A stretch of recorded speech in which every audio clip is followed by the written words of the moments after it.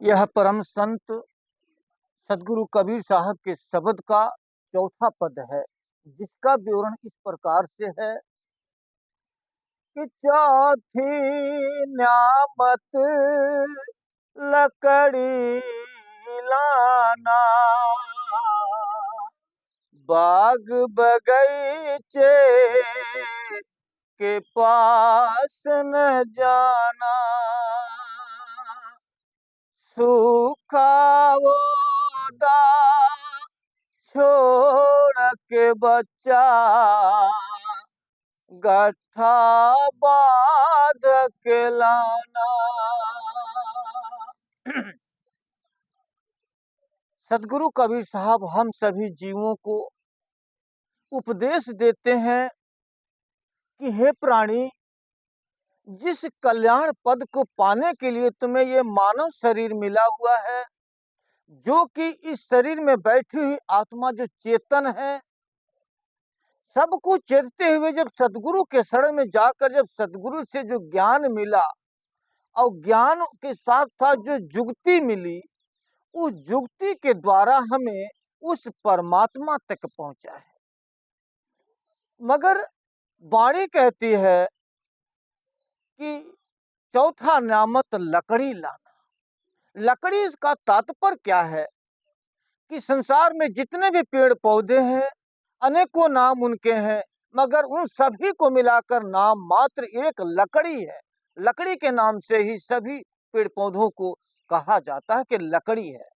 उसी तरह से संसार में उस परमात्मा को पाने के लिए अनेकों जुक्ति लोगों ने अपनाया हुआ है, जैसे कि जप तप साधन नेम नियम व्रत उपहास यज्ञ भोज दान पुण्य तीर्थ व्रत, जो कुछ भी किया है सब कुछ उस परमात्मा को पाने के लिए ही किया जाता है।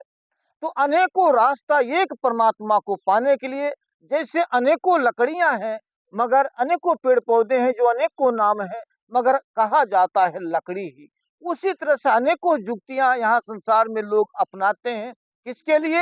एक परमात्मा को पाने के लिए। उस परमात्मा को पाने के लिए जैसा कि जितनी संसार में योनियां हैं, 84 लाख योनियां का मालिक एक जो वह परमात्मा है, जो कि 33 करोड़ देवता हैं।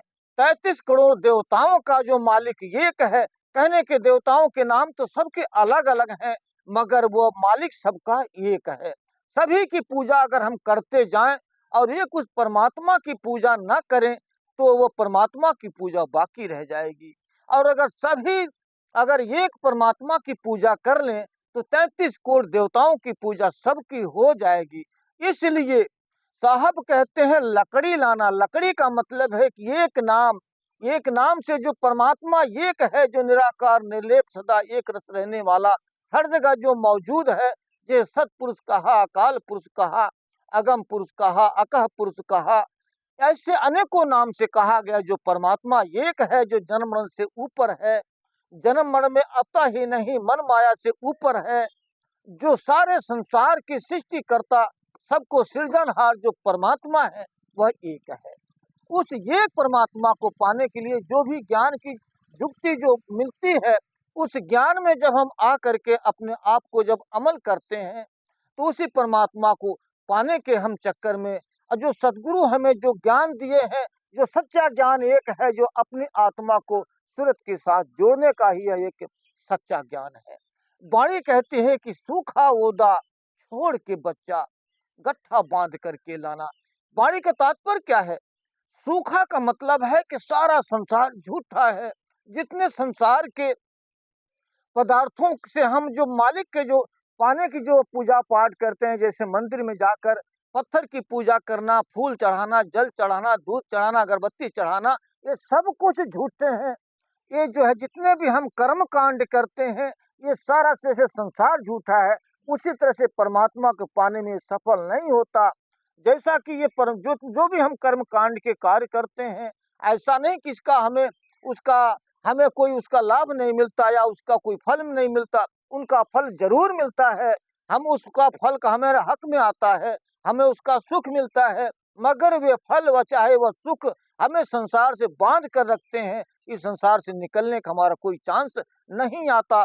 इसलिए इस कर्मों को सूखा कहा गया और गीला कहा गया, ओदी कहा गया कि परमात्मा को पाने के लिए जो अंदर में इतना प्रेम उपड़ा हो, इतना विरह तड़प उपड़ा हो, ताकि हम उस परमात्मा को पाने के लिए ललायित रहें।